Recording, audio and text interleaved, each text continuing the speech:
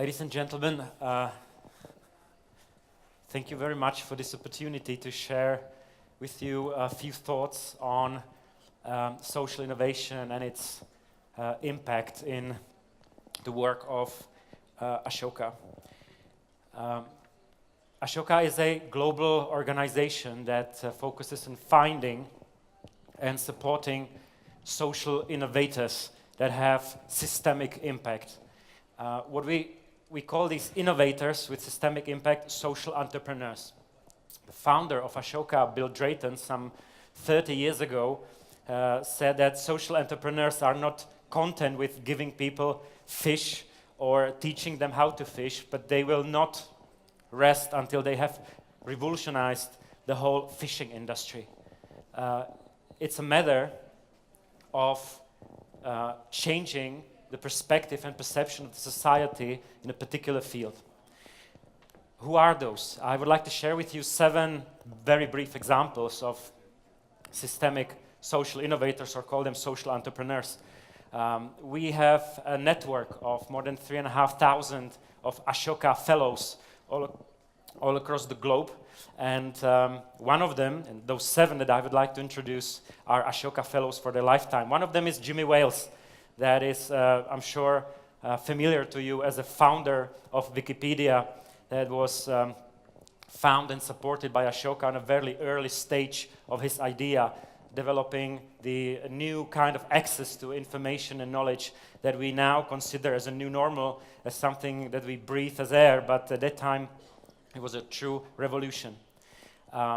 One of them, of Ashoka Fellows, is, for example, Bart Wetjens, a social entrepreneur from Denmark, a former designer who found out that training rats and providing them to poor people in Africa who live in countries where thousands of landmines are left after the civil wars can help them to get rid of those landmines and start to farm, gain money and food, and begin a new life.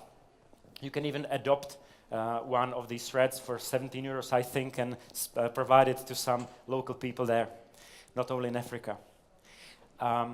Christian Fied from Germany, another Ashoka Fellow, who has found out that in Germany, every year there are almost 4,000 of family farms at risk of ending their business because there are no children who want to continue farming as their parents, and that has a large impact in losing diversity and services in the countryside.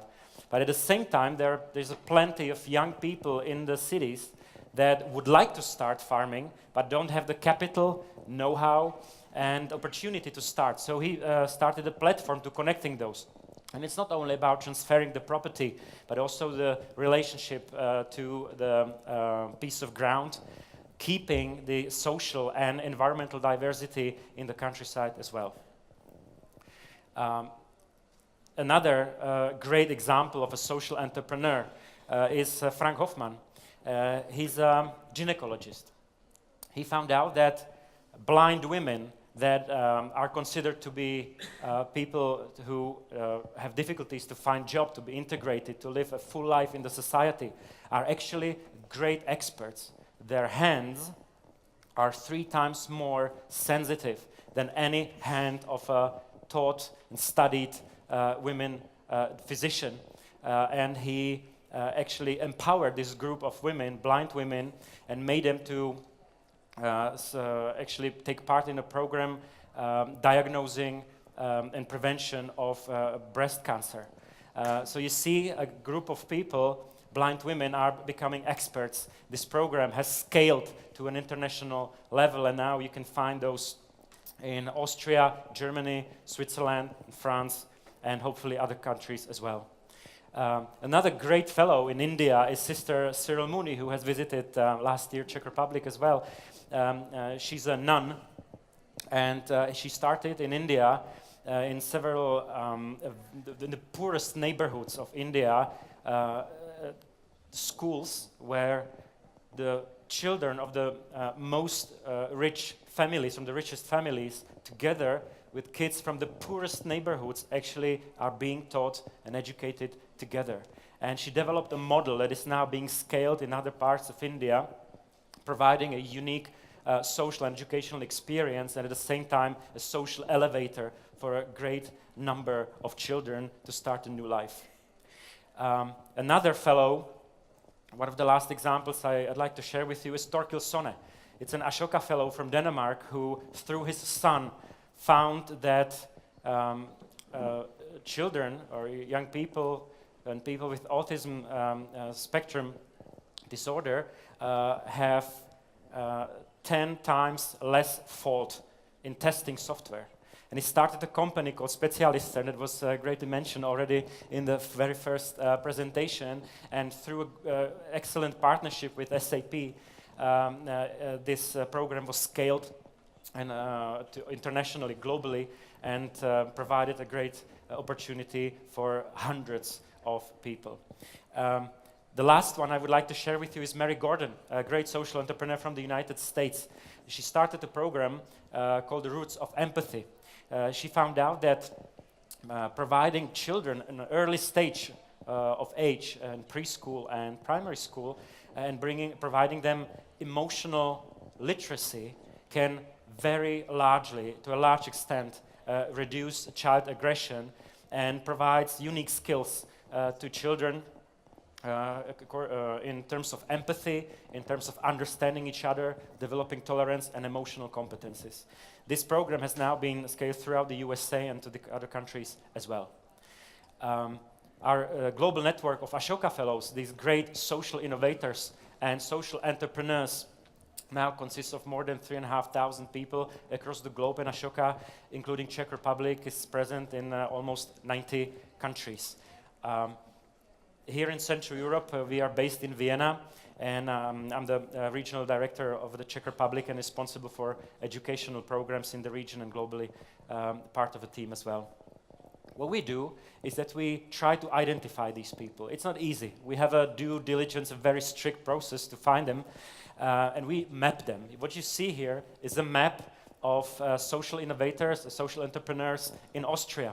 We have mapped until now more than 6,000 most relevant social entrepreneurs in the region of Central Europe, in Visegrad countries, Czech Republic, Slovakia, Poland, Hungary, Austria, Italy, and we are continuing in other countries as well. You can't see names of all of them, but what you can read from this map, that actually tipping a sector, bringing a systemic change to a sector, to a field of expertise, requires cooperation of large number of actors. It means it's a shared, or if you want, collective impact. The density shows where the collaboration, the connections among the actors is high and where not. And it's also interesting for you, maybe if you're thinking in your CSR programs or philanthropist programs, where to invest, where to bring about or help systemic change, this map can navigate you greatly to where it's really needed. But what is actually a systemic change? I bet some of you, or maybe most of you, know that great example from zoology. How do we change a society for a better in a particular field? You have whales swimming in the sea. They need, if they want to change direction, they need sometimes dozens meters to change direction and then switch somewhere else to the North Pole. And you have a flock of sardines that is heavier than a whale. But this flock of sardines actually is able to change in milliseconds, to change a direction and go a different way. But why is that? How is that possible? The zoologists actually found out that in case of 16%, at least 16% of sardines change the direction, the flock follows. So if I'm not sure if we can apply this to our society, but we are all somehow feel that we need to cross a threshold of those people in the society who feel self-empowered and being a part of a solution of a social problem and not just observer of what is going on. Maybe it's 16%, maybe it's 17.5%, but to identify those and provide them with support, it's a key task for all of us who are concerned about this. That's what we call system change. Not only changing the direction, but actually creating a network of these people, providing them with space to interact, to share, to develop, and to thrive. This is what Ashoka is doing. We are considering ourselves as an investment and scaling fund for entrepreneurs with innovative solutions to social problems in any place in the world where we are active. However, the trouble is that nearly every problem has been solved by someone somewhere in the world, but the frustration is that we can't seem to be able to replicate those solutions anywhere else, using a quote of Bill Clinton. That's what Ashoka is trying to do. To develop a solution to a social problem is something that requires a lot of endeavor, a lot of endurance, a lot of hard will, and it needs creativity and entrepreneurial spirit.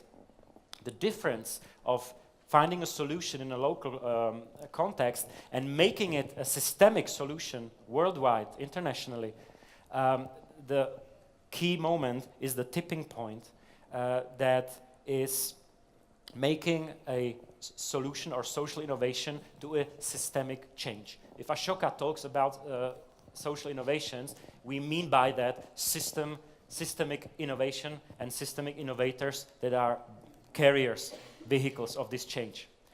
However, the way to that, across this tipping point, is not easy. What we do is that we help those social innovators to find a business model, a replicating mechanism that is able to scale their solution worldwide, internationally, or at least nationally. We do it through connecting them with business partners. We try to tear down the walls between the business and the civic sector, connecting the best out of both in order to find a solution. The trick is to go across this tipping point is, of course, the indirect impact. If you have an organization that is one-to-one working with each school, every family, then you can hardly solve this problem across the globe.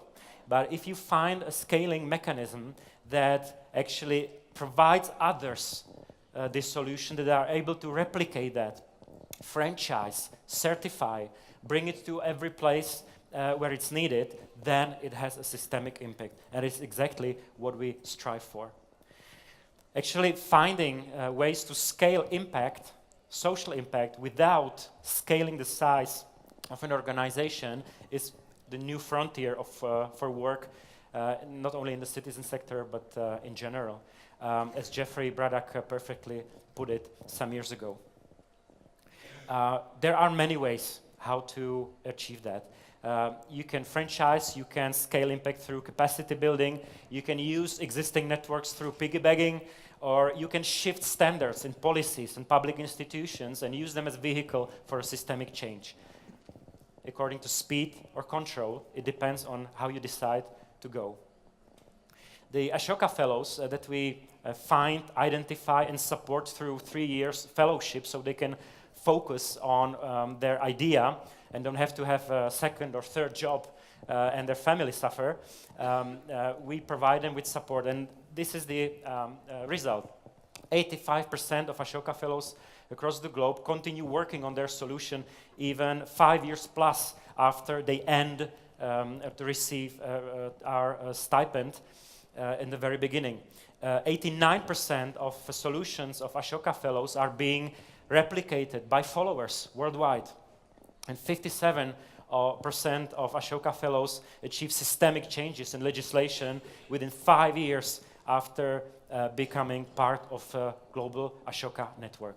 We are proud of that, and what we do is not only individual support of these Ashoka Fellows, these brilliant systemic innovators, but we try to establish an ecosystem, an infrastructure, wide infrastructure of support, help, where social innovations and social innovators can thrive.